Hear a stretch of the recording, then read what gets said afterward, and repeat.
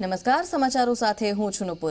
મહત્વના સમાચાર જસદણ વિધાનસભાની ચૂંટણીને લઈને અને પ્રચારના અંતિમ દિવસે ભાજપના ઉમેદવાર કુંવરજી બાવળિયાએ વિશાળ મહારેલી યોજી છે। તો પેટા ચૂંટણી પહેલાનો અંતિમ દિવસનો અંતિમ તબક્કાનો પ્રચાર, જેમાં કાર અને બાઇકના કાફલા સાથે આ રેલી કાઢવામાં આવી છે। વેંછિયાથી જસદણ સુધી આ રેલી જઈ રહી છે। તો કુંવરજી બાવળિયા તેમાં ઉપસ્થિત, જીતુ વાઘાણી પણ તેમાં જોવા મળ્યા હતા અને તમામ ભાજપના અગ્રણીઓ તેમાં ઉપસ્થિત છે। કાર્યકર્તાઓ મોટી સંખ્યામાં જોડાયા છે। તો અંતિમ દિવસે નીકળેલી આ રેલીમાં મંત્રી મોહન કુંડારિયા, પ્રદેશ અધ્યક્ષ જીતુભાઈ વાઘાણી, ભીખુભાઈ દલસાણિયા, કાંતિ અમૃતિયા તમામ જોડાયા હતા। ગૌરવ પટેલ લાઈવ આપણી સાથે જોડાઈ ગયા છે। ગૌરવ, રેલી હાલ ક્યાં પહોંચી છે? કેવો માહોલ? શું હજી પણ જુસ્સો એવો જ છે?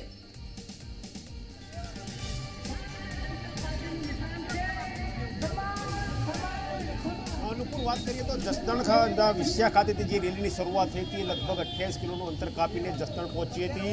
જ્યાં પહોંચ્યા બાદ જીતુ વાઘાણી, પ્રદેશ અધ્યક્ષ અને કુંવરજી બાવળિયા તથા જસદણના પૂર્વ ધારાસભ્ય ભરતભાઈ બોગરાએ બાબા સાહેબ આંબેડકરની પ્રતિમાને પુષ્પાંજલિ કરી હતી। ત્યારે જે કહી શકાય કે જે કોળી પટેલનો જે મત વિસ્તાર હતો, જે વિસ્તાર હતો, ત્યાંથી આગળ નીકળીને હવે આટકોટ વિસ્તારમાં તરફ રેલી આગળ વધી રહી છે। આટકોટ વિસ્તારની વાત કરીએ તો મહત્તમ પાટીદાર સમાજના લોકો આટકોટ વિસ્તારમાં રહેતા જોવા મળશે। એટલે કોળી સમુદાયનું જે રહેતું હતું ત્યાંથી પસાર કરીને હવે આટકોટ તરફ રેલીનું પ્રસ્થાન થયું છે।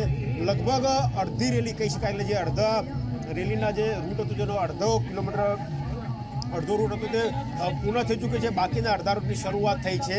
લગભગ 3 વાગ્યા સુધીમાં રેલી પૂર્ણ થાય તેવું લાગી રહ્યું છે। એક વસ્તુ ચોક્કસ છે કે જે રીતે છેલ્લા દિવસે પ્રચારને કમર કસી છે બંને પાર્ટીઓ જોતા લાગે છે કે મતદારોના મત અંકે કરવા માટે રાજકીય પાર્ટી કોઈ પણ પ્રકારની કસર છોડવા માંગતી નથી। બરાબર આ સમય બાદ થોડી વારમાં કોંગ્રેસની રેલી પણ ત્યાંથી યોજાવાની છે। રાજુભાઈ ધ્રુવ જોડાયા છે, તેમની સાથે વાત કરીશું। રાજુભાઈ, છેલ્લા દિવસનો પ્રચાર જે રીતે આજે આપણે વાતાવરણ જોયું, મને લાગે છે કે ભાજપનો વિજય નિશ્ચિત છે। કોંગ્રેસ હતાશ થઈ ગઈ છે। જે રીતે આજે આ બધું જોયા પછી રાહુલ ગાંધી પણ જો જસદણ આવે તો પણ કોંગ્રેસનો પરાજય નિશ્ચિત છે। બહુ સ્પષ્ટપણે કહું, 99નો આંક પાર કરી અને અમે સેન્ચુરી મારશું આ જસદણની વિધાનસભા સીટ જીતીને। કોંગ્રેસ ભલે રકમાં આવી ગઈ હોય, ખરેખર તો કોંગ્રેસ 5 રાજ્યમાંથી 1 રાજ્યમાં બહુમતી મેળવી શકે છે, છત્તીસગઢમાં। બીજા રાજ્યમાં સાદી બહુમતીમાં પણ 2 સીટો ઘટતી હતી। ત્રીજા રાજ્યમાં એમણે બીજા પક્ષોનો સહકાર લેવો પડ્યો છે અને 2 રાજ્યમાં તો એ નામશેષ થઈ ગઈ છે, મિઝોરમ, તેલંગાણા। એટલે કોંગ્રેસ વાસ્તવમાં દેશના આ રેલીની કેવી કેટલી અસર પડશે છેલ્લા દિવસ માટે? આ રેલી એક દેખાડે છે કે ભારતીય જનતા પક્ષના ઉમેદવારમાં લોકોનો કેટલો ભરોસો છે, કેટલો એની સાથે એમનો સહકાર છે।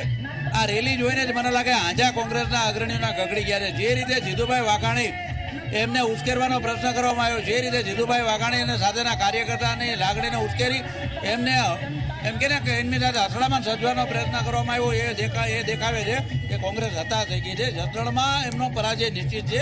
હું ગંભીરતાપૂર્વક કહું તો આ પહેલી વાર એવું બને છે કે જસદણની સીટ ઉપર કુંવરજીભાઈ બાવળિયા અને કમળ, ભારતીય જનતા પક્ષ અને વિજયભાઈ રૂપાણીના નેતૃત્વવાળી સરકાર, આ ત્રણેયના બંને સાથે લડી રહ્યા છે। તો આ રાજુભાઈ ધ્રુવ જેમનું કહેવું છે કે પ્રથમવાર એવું બન્યું છે કે કુંવરજીભાઈનું બળ અને ભાજપનું બળ એકબીજાને સાંપડ્યું છે અને ખૂબ જ જંગી બહુમતીથી તેઓ જીતશે તેવો દાવો ભારતીય જનતા પાર્ટીના પ્રવક્તા રાજુભાઈ ધ્રુવ કરી રહ્યા છે।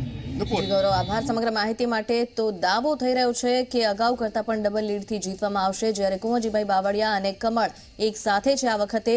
ત્યારે જસદણની આ ચૂંટણી ઐતિહાસિક બનવાના આસાર ભાજપે વ્યક્ત કર્યા છે। તો બીજી તરફ કોંગ્રેસની રેલી પણ થોડી જ વારમાં નીકળવાની છે।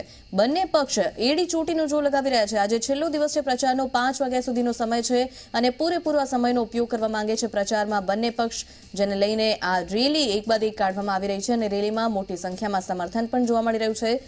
ત્યારે હજી પણ કંઈ પણ કહેવું બિલકુલ મુશ્કેલ કે આખરે જસદણની જનતાનો ઝુકાવ કોની તરફ છે? તો અવસર નાખ્યા અને કુંવરજી બાવળિયા વચ્ચે જંગ। ગામડાઓમાં વિછિયા વિસ્તારના અમુક ગામડાઓમાં તો ભારતીય જનતા પક્ષના ઉમેદવાર તરીકે અત્યાર સુધીમાં મને ક્યારેય સમર્થન ન મળ્યું હોય એવું જન સમર્થન મળી રહ્યું છે। અનેક ગામડાઓમાં તો કોંગ્રેસના કેટલાક મિત્રોને પ્રવેશવા પણ નથી દીધા અને ક્યાંક પ્રવેશ્યા ત્યાં મિટિંગ થઈ શકી નથી। લોકો આજે અમારા સમર્થનમાં છે। ભારતીય જનતા પક્ષના ઉમેદવાર તરીકે અત્યાર સુધીમાં જેટલી લીડથી અમે જીત્યા છીએ એનાથી બમણી લીડથી આ વખતે અમે આ વિસ્તારમાંથી જીતવાના છીએ। તો કુંવરજી બાવળિયા વિશ્વાસ વ્યક્ત કરી રહ્યા છે પોતાની જીતનો અને ઐતિહાસિક લીડ તેમને મળશે તેવો પણ આશાવાદ તેમણે વ્યક્ત કર્યો છે. તો બીજી તરફ જીતુ વાઘાણી, જેમણે કોંગ્રેસ પર પ્રહાર કર્યા અને કહ્યું કે કોંગ્રેસ ફક્ત દાદાગીરી કરવામાં માને છે અને કોંગ્રેસના અપપ્રચારનો ભાંડો હવે ફૂટવાનો છે. તો આવતીકાલે મતદાન થવાનું છે, 23મી ડિસેમ્બરે પરિણામ. ત્યારે માલુમ પડી જશે કે આખરે કોના શિરે જનતાએ પહેરાવ્યો છે વિજયનો તાજ. તો ભાજપ અને કોંગ્રેસ બંને માટે ખૂબ જ મહત્વની આ જંગ.